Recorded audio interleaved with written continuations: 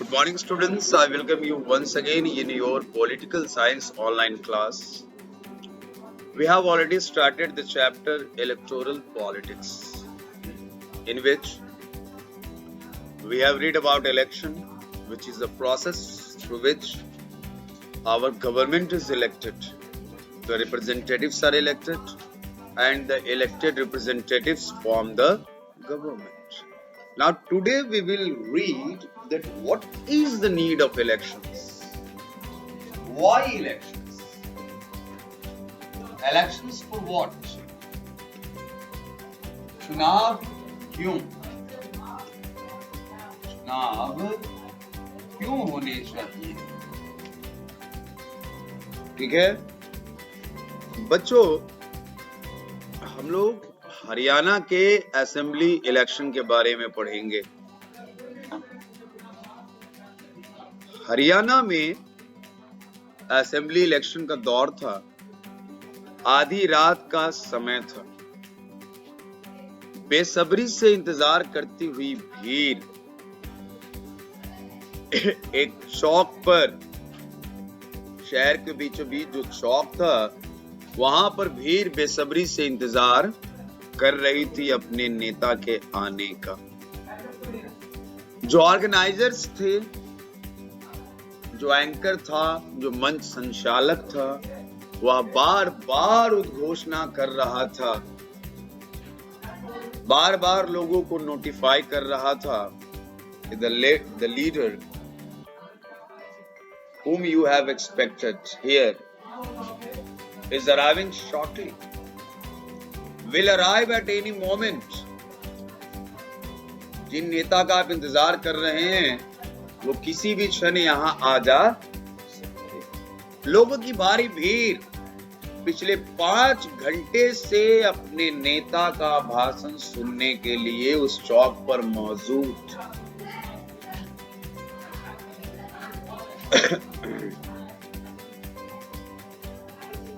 कोई भी जब गाड़ी उस रास्ते से पास करती थी तो क्राउड, वो भीड़ शोर मचाती हुई खड़ी हो जाती थी कि शायद उनके नेता का आगमन हो गया है। आखिर ये नेता कौन थे जिनका इतना बेसब्री से इंतजार किया जा रहा था? क्या खासियत थी इन नेता में? क्यों जनता इनका इंतजार कर रही थी?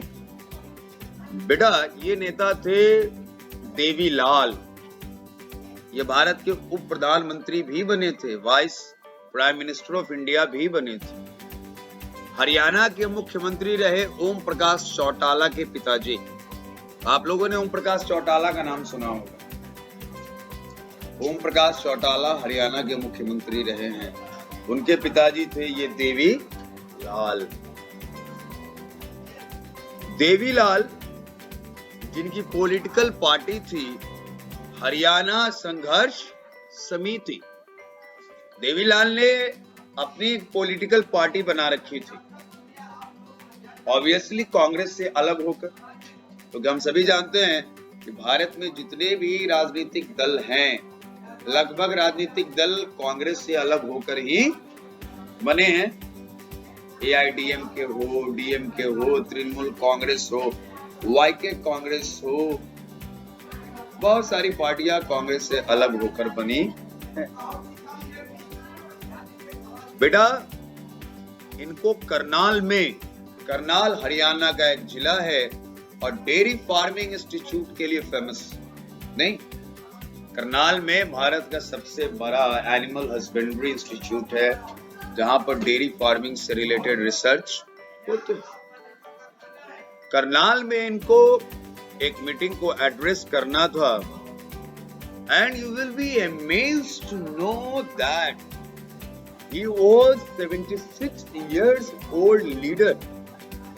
वो 76 साल के बुजुर्ग नेता थे और उस उम्र में भी वे चुनावी सभाओं को संबोधित कर रहे हैं। चुनाव का समय था, इलेक्शंस आने वाले थे और नेता लोग क्या कर रहे थे? घूम घूम कर मीटिंग ऑर्गेनाइज करते थे और वहां पर अपने पार्टी के घोषणा पत्र के बारे में जनता को बतलाते थे कि आखिर उनकी पार्टी अगर चुनाव जीतती है तो जनता के लिए क्या करने वाली। हम इसको पॉलिटिकल एजेंडा कहते हैं, मैनिफेस्टो ऑफ द पार्टी कहते हैं, हिंदी में इसको चुनावी घोषणा कहा जाता है। हर एक पार्टियां चुनाव से पहले अपना चुनावी घोषणा पत्र जारी करती है। मैंने कल आपको बताया था कि 1967 तक हमारे देश में लोकसभा और विधानसभा के चुनाव एक साथ होते थे। 1968-69 में कुछ राज्यों का विधानसभा असमय भंग हो गया और लोकसभा का चुनाव हो गया 1970 में। इस कारण से डिसकंटिन्यू हो गया यह सिस्टम, एक साथ लोकसभा और राज्यसभा विधानसभाओं का चुनाव होने। कई समितियों ने प्रयास किया। हम बात करें अगर एक समिति की, तो उस समिति के रिपोर्ट के आधार पर 1983 में चुनाव आयोग ने फिर से सभी चुनाव एक साथ कराने की बात कही। सभी चुनाव एक साथ कराने की बात कही क्योंकि चुनाव आयोग को परेशानी कम होगी। एक ही साथ अगर सारे चुनाव हो जाएंगे, जनता को भी परेशानी कम है, लेकिन अभी तक नहीं हो पाया। मैं यहाँ बात कर रहा हूं चुनावी घोषणा पत्र की, है ना। तो आप सभी जानते हैं कि भारतीय जनता पार्टी के चुनावी घोषणा पत्र में हमेशा से राम मंदिर का मुद्दा शामिल था, कि नहीं था? हर एक इलेक्शन के पहले भारतीय जनता पार्टी राम मंदिर का मुद्दा उठाती थी, जनता को आश्वस्त करती थी कि अगर उनकी पार्टी जीत कर आएगी तो वो राम मंदिर का निर्माण कराएंगे। 2014 के लोकसभा चुनाव के पूर्व, before the commencement of 2014 Lok Sabha election,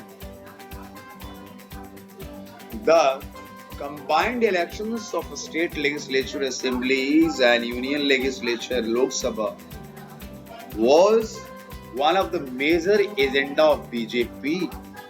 कहने का मतलब है कि 2014 के लोकसभा चुनाव में बीजेपी ने अपने एजेंडा में ये भी शामिल कर रखा था कि राज्यों की विधानसभाओं का चुनाव और लोकसभा का चुनाव एक साथ कराया। कहने का मतलब कि चुनावी घोषणा पत्र आपके समझ में आया? समझ में आया कि नहीं? चुनावी घोषणा पत्र, चुनाव से पहले राजनीतिक पार्टियां जनता को यह बतलाती है कि चुनाव जीतने के बाद वह जनता के लिए क्या करने वाली। बेटा वैसे वादे तो ये ऐसे होते हैं जो कभी पूरे, है ना, ये वादे तो होते ही हैं तोड़ने के लिए। राजनीतिक पार्टियां वादे तो बहुत करती है, गरीबी को हटा देंगे, गरीबी तो नहीं हटती, पर गरीबी के कारण बेटा गरीब बहुत सारे हट जाते हैं। नहीं, जब से हमारा देश आजाद हुआ है, जब से हमारा देश आजाद हुआ, अंग्रेज हमें कंगाल बनाकर चले गए। भारत में गरीबी, जो अमीर देश था उसको गरीब बनाकर चले गए। भारत में बहुत गरीबी हो गई और तब से हमारे नेता लोग गरीबी को हटाने का आश्वासन हर एक चुनाव में देते जा रहे हैं। 75 वर्ष हो गए हमें आजाद हुए, पर आज तक गरीबी हटी नहीं। हाँ, गरीबों की संख्या तो कमती जा रही है। कभी डायरिया के कारण, कभी हैजा के कारण, कभी कोरोना जैसे भयानक बीमारी के कारण, समुचित इलाज न मिलने के कारण बेचारे काल कवलित हो जाते हैं। काल कवलित आप समझते हैं ना, असमय मृत्यु को प्राप्त हो जाते हैं। तो वैसी परिस्थिति में क्या होता है? गरीबों की मौत हो जाती है। तो नेताओं का आश्वासन तो बरसाती मेंढक की तरह है। हम बात करते हैं चुनावी घोषणा पत्र की, नहीं, election manifesto. Before the commencement of election every political party announces, है ना, promises the people that what they are going to do for the people after they win the elections. Okay, now we were talking about Devilal, Mr. Devilal, his day starts at 8 a.m. and it ends after 11 p.m. See, the 15 hours working hour or not? Duration of 15 hours. His working hours was of duration of 15 hours. 15 घंटे काम कर रहे थे election के समय बेटा वो। सुबह 8 बजे से लेकर रात के 11 बजे तक चुनावी सभाओं में भाषण देना उनका काम था। जनता को संबोधित करते थे, जनता को दूसरी सरकार की कमजोरियों के बारे में बतलाते थे और अपनी पार्टी की खूबियों के बारे में बतलाते थे कि भाई अगर हम जीत जाएंगे तो आपके लिए क्या क्या करने जा रहे हैं। लगभग प्रतिदिन बच्चों करनाल आने से पहले वो 9 चुनावी सभाओं को संबोधित कर चुके थे और ये चुनावी सभाओं को संबोधित करने का काम ये इलेक्शन के समय शुरू नहीं हुआ था। पिछले 23-24 महीनों से वो इलेक्शन कैंपेन कर रहे थे। इसको हम कहते हैं बेटा इलेक्शन कैंपेन। क्या कहते हैं?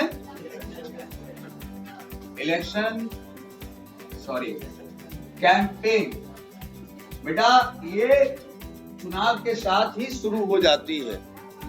इलेक्शन कैंपेन चुनाव के साथ ही शुरू हो जाता है।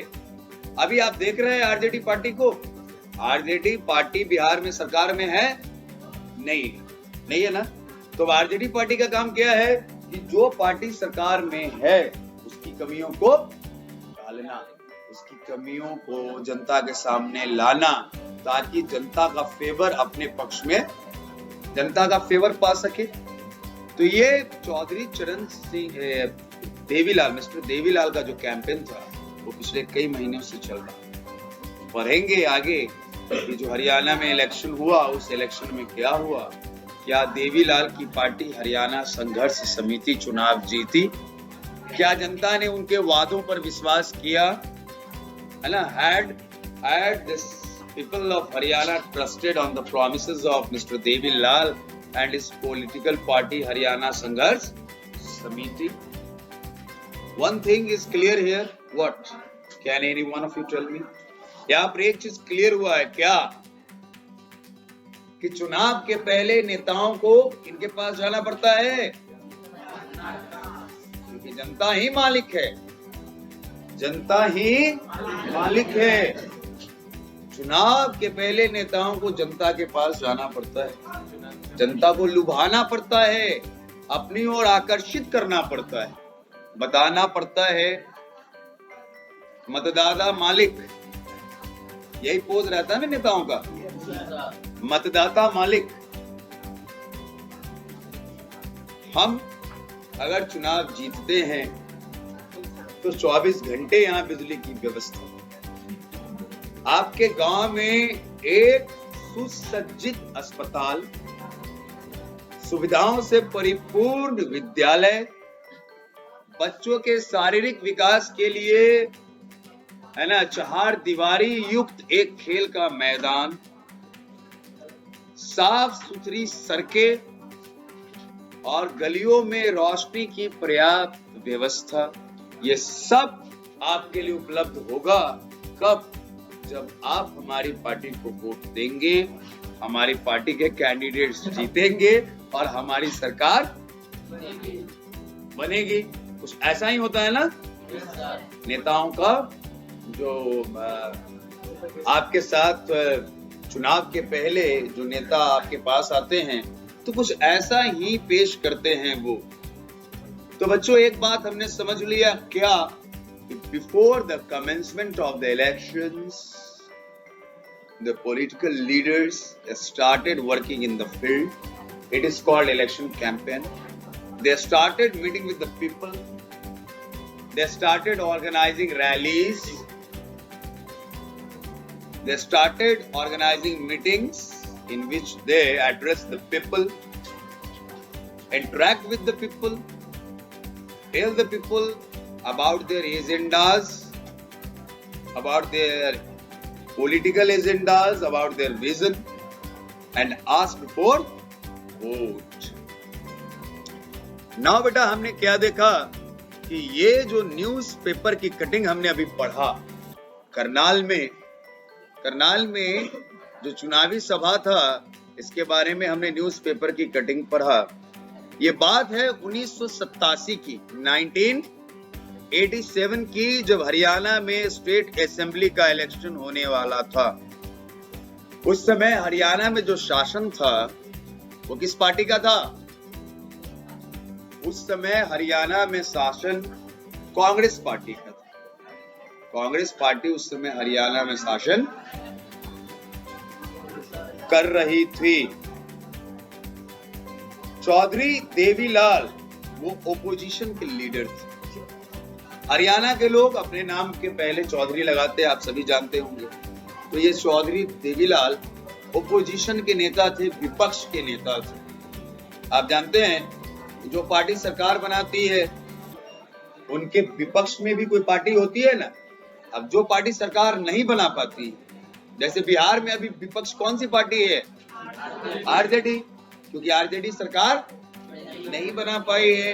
अगर हम सेंट्रल की बात करें तो कौन सी पार्टी विपक्ष में है? कांग्रेस, क्योंकि कांग्रेस सरकार।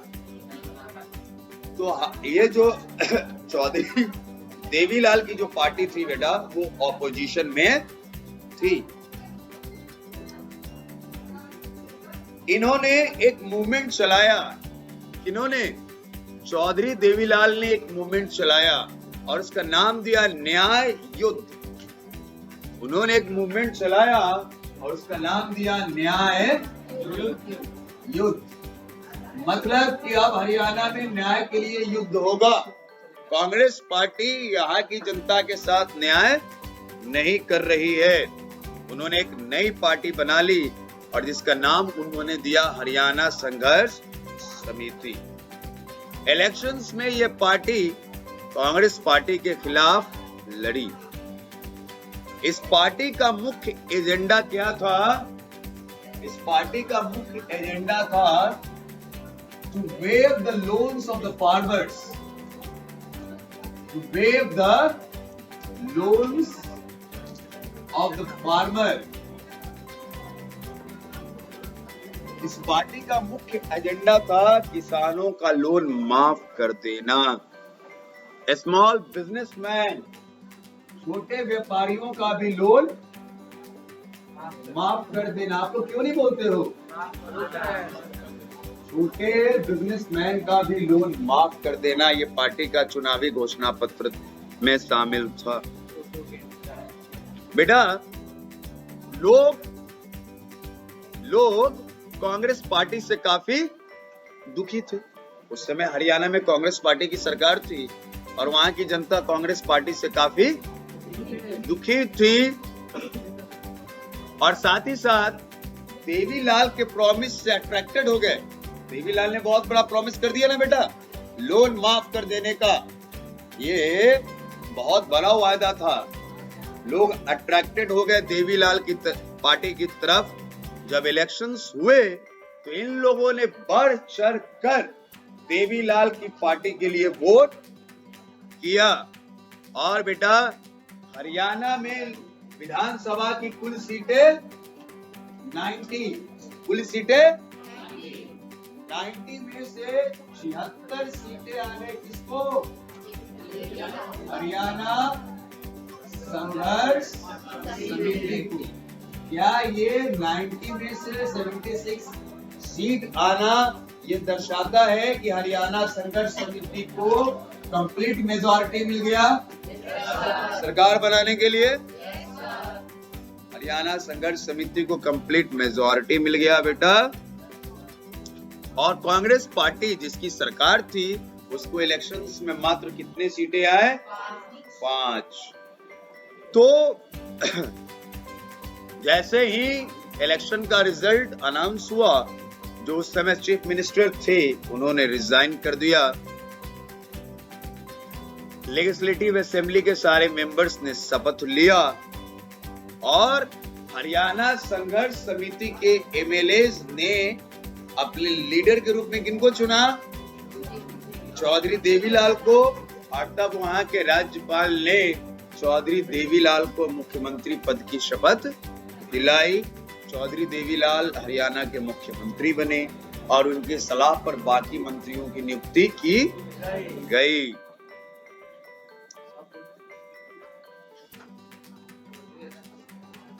अब बेटा प्रश्न ये उठता है कि चौधरी देवीलाल मुख्यमंत्री तो बन गए, पर मुख्यमंत्री बनने से पहले उन्होंने अपनी चुनावी सभाओं में बहुत बड़ा वादा कर दिया था, नहीं? किसानों का और व्यापारियों के लोन को माफ कर देने का। तो अब आपके मन में यह प्रश्न उठ रहा होगा कि क्या सर इतना बड़ा वादा उन्होंने पूरा किया? बहुत बड़ी बात है। लोन माफ कर देना, इसका मतलब सरकार के खजाने को नुकसान और सरकार के खजाने को पूर्ति करना और जरूरी खर्चों की भी पूर्ति करना, है ना? तो बेटा मुख्यमंत्री बनने के साथ साथ उन्होंने एक ऑर्डर इशू किया, उनकी सरकार ने एक ऑर्डर इशू किया। छोटे किसान, एग्रीकल्चर लेबर और स्मॉल बिजनेस मैन के लोन माफ कर दिए। उनकी पार्टी ने 4 साल हरियाणा पे शासन किया। 1991 में फिर से हरियाणा में इलेक्शन हुआ, पर इस बार उनकी पार्टी चुनाव जीत नहीं पाई। तो बताइए किस पार्टी ने चुनाव जीता? कांग्रेस ने चुनाव जीता और फिर से हरियाणा में कांग्रेस की सरकार बन गई। तो बेटा इससे हमें यह भी समझ में आता है कि अगर जनता ने किसी पॉलिटिकल पार्टी को सरकार बनाने के लिए चुना है तो जनता उसी पॉलिटिकल पार्टी को सरकार से हटा भी सकती है। जनता उस पॉलिटिकल पार्टी की सरकार गिरा भी सकती है। इसलिए पॉलिटिकल पार्टी को क्या करना होगा? बेटा अगर कोई दुकानदार है ऐसा जो सिर्फ अपने प्रॉफिट की बात सोचता है, आप सामान खरीदने जाते हो, आपको सड़ा हुआ सब्जी दे दिया, आपको पुराना सामान दे दिया अपने ज्यादा प्रॉफिट के लिए, इसका मतलब कि आपको सर्विस दे रहा है? अच्छी नहीं दे रहा है। आप क्या करोगे? उसकी दुकान में कंटिन्यू जाओगे या दुकान बदल लोगे? तो बेटा उसी तरीके से अगर आप की पॉलिटिकल पार्टी को जनता ने मौका दे दिया, किस चीज के लिए? सरकार बनाने के लिए, तो इसका मतलब ये नहीं है कि आप अपने काम को भूल गए। आपने क्या करना है? जनता को बेहतर सर्विस देना है। अगर आपने 5 साल तक जनता को बेहतर सर्विस नहीं दिया तो जनता क्या करेगी? आपकी सरकार को बदल देगी अगले इलेक्शन में, जैसा कि हरियाणा में हुआ। पॉलिटिकल कंपटीशन है, दूसरी पार्टियों के साथ कंपटीशन है, दूसरी पार्टियां जनता को अपने तरफ मोटिवेट कर लेगी। बच्चों आज की वीडियो में इतना ही। फिर आगे हम पढ़ेंगे कि हमारे इलेक्शन का सिस्टम क्या है, इलेक्शन का प्रोसेस क्या है। अगर आपको यह मेरा वीडियो अच्छा लगा हो तो इसे लाइक और सब्सक्राइब करना ना भूले और घंटी के निशान को सबसे पहले दबाएं ताकि ये सारे वीडियो आप तक सबसे पहले पहुंच सके, और वो भी बिल्कुल। Thank you for watching.